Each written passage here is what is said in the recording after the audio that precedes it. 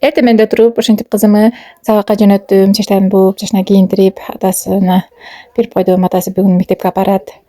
Ошентип уну элеген отурдум. Бүгүн нан кылып коеюн дедим, нан калбады деп. 20 жашыма чейин домдо жашадым. Домдо эч кандай нан жаппайт элек. Только духовкага бир аптада бир 2 штук нан кылып коет элем, болду, ошо жетет эле. Апам үй салып, жер үйгө көчкөнүмдөн кийин 2 жыл жашап эле элге тигемдин. Күйгө тип нан жабышты билбейт элем. 1-2 жыл жашагандан кийин тандыр курдук. Нан жаап көрдүм. Биринчи кошунам чакырып келип, кошунама нанды кылышы берейин деп, одан үйрөндүм кичине. Ошо бойдон 1-2 жолу жаап көрдүм. Жаппай койдум эле. Азыр дагы ошентип жаап көрөйүн деп камыр кылдым эле. Камырым каттык болуп, зорго ийилип, зорго жасадым.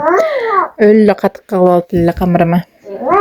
Очок жагыбызда сөрүбүз бар. Сөрүбүздө азыр бар жоктун баары болуп, бир жерде перестройка кылып, шкафтарды ояка бияка жылдыртабыз.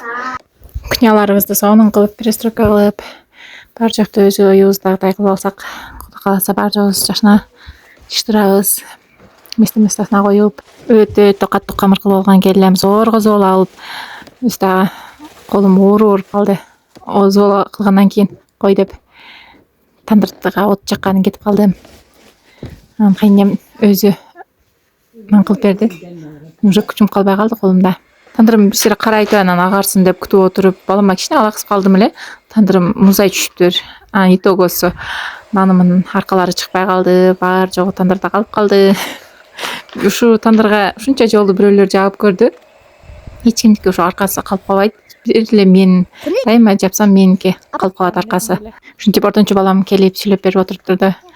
Мен тандырга нан жапкан чейин музап калбасын тандыр деп бир жерден темир таап келип, озун жаба коюп, эптеп бышырып алдым да, кыжалат болуп, бул эми кантип кызарат экен, музак эле тандырга жабып койдум окшойт деп жаман ойлондум. Ошентип мен дайым нан жапканда бир ИПП менен жабам да өзү. Мусунда да кошошпай калды. Эмкисинде ошотордум деп кылырсаң үйрөнүп каласың го деп өзүм соротуп коюп отурам.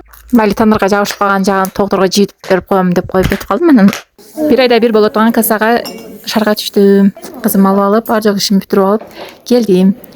Келип жашына отуруп, кыздар менен сүйлөшүп, көңүлдү ачып кеттик.